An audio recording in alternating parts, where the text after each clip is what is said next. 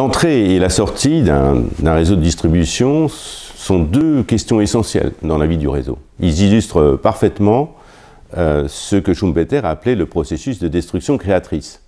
Sans sortie, pas d'entrée.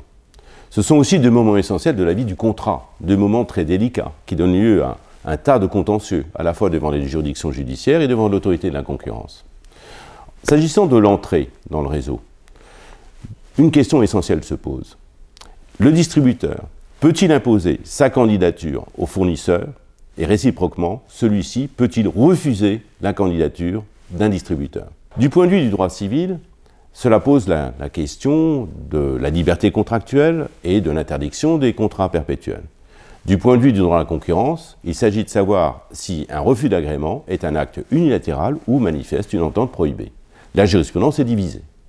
En ce qui concerne la sortie du réseau, le distributeur mérite-t-il une protection supplémentaire ou le préavis raisonnable suffit-il à le protéger?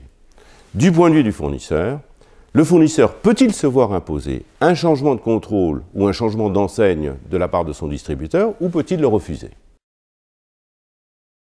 En fait, il existe une taille optimale des réseaux. Les réseaux doivent être suffisamment grands pour pouvoir maximiser le nombre de ventes, pas trop petits non plus, mais si on dépasse une certaine taille, comme la distribution est coûteuse, ce que l'on risque d'avoir, c'est des distributeurs qui font faillite, des distributeurs qui sortent du réseau. Tout ça désorganise l'ensemble du réseau, peut nuire à sa crédibilité, à sa réputation, et c'est pour cette raison que des questions se posent sur la définition des tailles optimales des réseaux de distribution pour faire en sorte que l'entrée et la sortie soient optimales. Les débats du prochain atelier seront extrêmement intéressants, non seulement à cause de la diversité des questions posées, mais aussi de la diversité des intervenants.